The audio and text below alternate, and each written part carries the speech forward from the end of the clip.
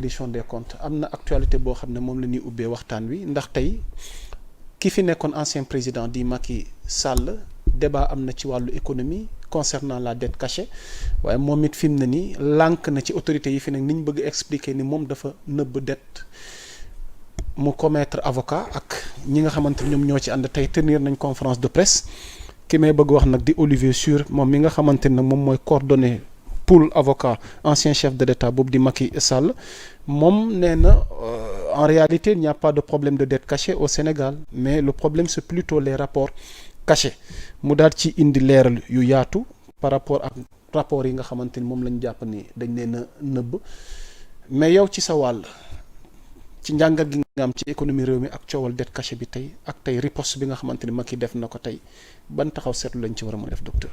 bon riposte bi rek déjà mooy dëggal lu bari. mooy dëggal lu bari parce que am na ko ma waxoon ne mais affaire bi ngeen defee ne nar na dem warul dem. ma ne mais kii ñu ngi koy préparer depuis longtemps depuis qu'on a fait la cour qui permet de faire juger des ministres ou des présidents. Ça veut dire qu'on était en train de poser les jalons qu'il faut. jalons yooyu mënoo jëlu affaire bu sérieux bu mel nii boo xam ne ça dépasse le Sénégal. N'oubliez pas qu'il y a la Banque mondiale, il y a l'FMI qui est là, et ce dossier traîne. Sans compter la solidarité occidentale qui est au-dessus de nous. Bu demee ba FMI ak Banque mondiale, malgré la protection qu'ils peuvent avoir vis-à-vis des présidents, bu ñu nekkee président amatuñu race, amatul Sénégalais, amatul français, amul kii. te am na dossier bu rëy bu fi jaar récemment te dégg naa Macron sax teg na ci loxoom. D'accord donc moo tax bu ñu demee tey ba moom muy comité ay avocat te wóor na ko ne deful dara mu ngi noonu d'accord léegi nag li ma bëgg ci waxati encore gisoo tey nee nañu ñun on a interdit cette personne d'aller faire des conférences dans des hôtels. Mais Juan Branco, on est allé à son procès, on nous a interdit de rentrer. Autant. On nous a interdit à Paris de rentrer. Le palais, le barreau était entouré de camions de gendarmes. De camions de gendarmes. Les avocats africains qui sont venus, on les avait interdit la parole. Si un magistrat de haut niveau qui gérait le secteur n'est pas au courant de la collaboration judiciaire qui est entre l'Afrique, surtout francophone, et la France, c'est surprenant. Ñu jël 3 délits dans le même jugement bëgg ko teg Franco. Juan Branco. Donc vous voyez, donc on en arrive presque. Ce même Juan Branco dogguma la. Non mais j'ai sûr. Dans un message publié sur les réseaux sociaux. Non, moom def na une sortie, def na réplique. Parce qu'il estime que la démarche des avocats de l'ancien chef de l'État soulève de sérieuses interrogations. Parce qu'il dit que l'avocat qui organise une conférence de presse pour défendre l'innocence d'un client qui n'a pas encore été mise en cause rend un service à la lutte contre l'impunité. Moo tax ma ne la panique est déjà dans leur camp. Ça c'est des réactions de panique. Et tout ça, j'ai peur que ce soit pour retarder les décisions finales qui lui permettent encore de vaquer à ses occupations et de prétendre à des postes. Il en a le droit. Il en a le droit, mais plus il va y avoir du retard dans la décision juridique, plus il va pouvoir qu'il joue sur réclamer le qu'il est jusqu'à innocent jusqu'à nouvel ordre. Joue tout sur le temps. Voilà, donc le temps qu'on discute là, si l'appel d'offres des Nations Unies arrive et que son dossier est propre, personne n'y pourra rien. Vous voyez ce que je veux dire? Mais comme on va encore le dit, si on t'a pas encore accusé, on t'a pas encore notifié des choses et qu'on commence à te défendre. Donc voilà, mais pour nous qu'on ne nous traite pas quand même de non démocratique, de gouvernement comme bananière. Parce que ce qu'on a vécu récemment à Paris, je te jure que xaw ma ban dëkk moo fi gën a nekk dictature en Afrique, mais on l'a trouvé à Paris même. À Paris. Quelle personne ñu mën dëkk le 3 délits.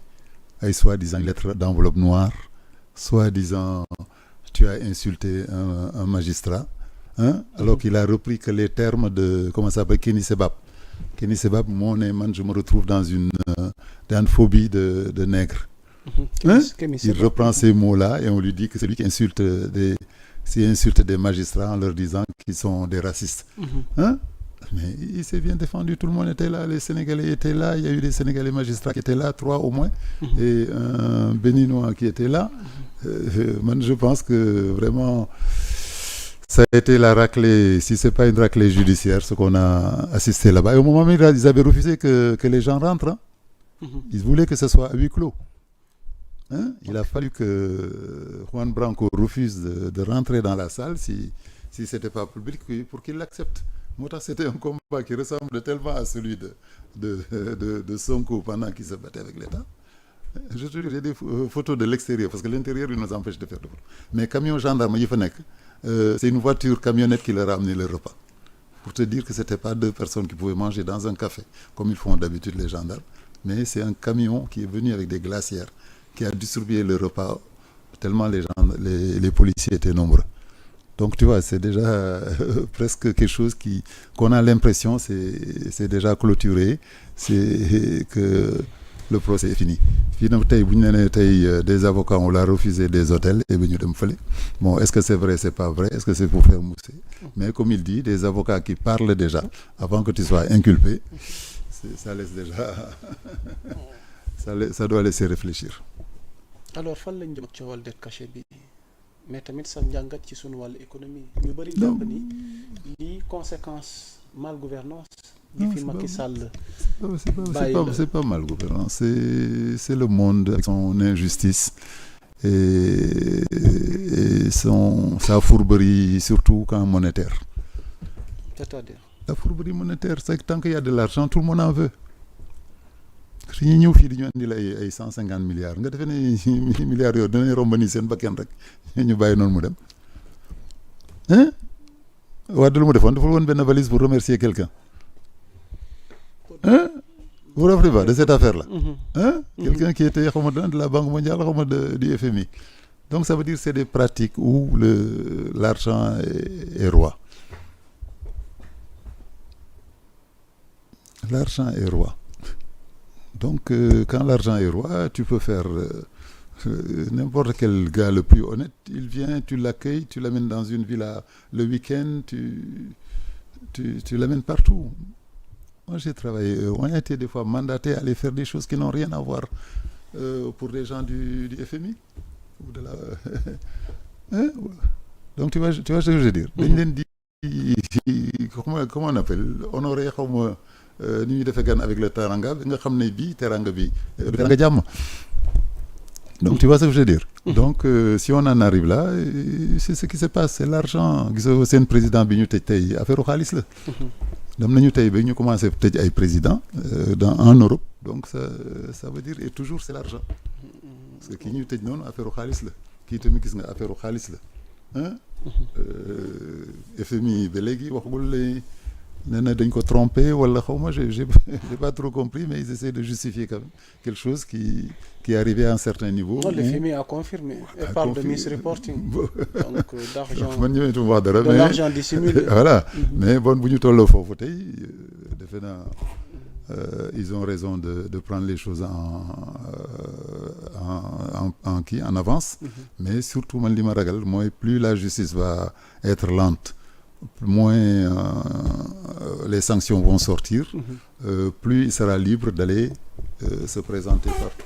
Ok, mais par rapport à ces sanctions-là ñu ngi yëkkati maanaam mise en accusation bi Assemblée nationale Sénégal. Ouais, mais ça va prendre du temps. Même ça va prendre du temps. daañu yëkkati mise en accusation. Parce que bëgg nañ accusation ne ça veut pas dire que tu es coupable. On a dit même ceux qui sont arrêtés en prison que dans leur dossier n'est pas encore passé, ils ont droit à l'innocence. Formule bi lan la sax. Présomption d'innocence. Donc si présomption d'innocence na wu fi dara avec 1000 avocats qu'il va prendre qui vont plaider, ça va prendre combien d'années? Année la wax defoo ma le mois. Kon yëkkati mise en accusation ci ndodd Macky Sall taxut a yombee noonu. Mais même mu ñu ko jëlee jugement bi mooy am importance. Accusation nga wax. Hein? Accusation taxul ñu ne tu es coupable. Te coupable boobu tant que génnul. Les organismes internationaux peuvent faire appel à lui. Est-ce que vous comprenez ce que je veux dire? Hein? Il est dans la logique toujours de présenter sa candidature aux Nations Unies. Et Nations Unies, tant que jotul benn condamnation ferme de quelqu'un, il peut pas il y aura pas comment ça s'appelle, son truc sera vierge, son casier judiciaire. Et si c'est dans les normes d'avoir un représentant des Nations Unies, c'est un casier judiciaire vierge, il va nous faire un doigt. On va en prendre pour notre grade. ok alors Ismaël dañuy jéem a avancer ci beneen point d'actualité sa njàngat sur l'affaire Madiambal Diagne ak dernier développement yi ci am. évolution dossier bi. maa ngi doon tooñ gars yi ma ne dama ko wëri woon parce que j'étais absent de Dakar presque 21 jours. Je suis arrivé même jusqu'à Lyon. mais comme Diagne la sant ñun ci boulangerie lañ ko doon wëree. dem nga ba Lyon. dem naa ba Lyon fii Interpol nekk mais pas pour ça hein, mais pour te dire la blague rek mais Interpol soriwuma ko woon boo nekkoon ma dem fa pour te dire rek tout le monde est motivé. sama mbokk comment ça s'appelle les gens de la diaspora on a discuté souvent. ah ñu ngi ko doon laajte est-ce que kenn gisu leen ko mu romb foofu. ah donc 21 jours en France mais amul fenn fu ñu ko déggee. bon récemment dégg nañu ne il s'est présenté lui-même à la justice. Bon mais tout ça aussi c'est des gens qui connaissent les communications. qui savent que déjà la décision qui va se faire en Europe va prendre du temps. et le temps qu'il revienne ici. S'il revient donc voilà donc bu ñu nee tey on a refusé une salle de conférence de presse à des avocats bon xam nga loolu tamit dañ ko on risque de mettre ça sur notre pointage xam nga on est noté partout. Hein? On est noté dans l'économie on est noté dans le jugement et on va encore le mettre sur le dos des Sénégalais qu'on n'est pas démocratique donc je pense que la note que les décideurs parce que note yooyu sax bi ñu koy def est-ce que toog nañu ak les pays là pour wax leen ne boo defee lii am nga 20 boo defee lii amuloo 20 mais si quelqu'un de façon subjective décide là-bas que la norme de chez lui de manger la viande tous les jours boo ko lekkulee viande tous les jours c'est que tu n'as pas $50 ku mosagul gis dollar sama jarbaat yi wala sama maam yi nekk Fouta ji mosagul dollar boo seen niveau de vie boo ko bëlee calculer par dollar tu vois déjà ce qui n'est pas adapté surtout à la situation. mais ku nekk Fouta di lekk sa ceeb di lekk sa dugub di dugg ci dex bi di jël sa jën. kooku est-ce que mën nañu évaluer son niveau de vie de la même façon qu'un Américain ou qu'un Européen. Okay.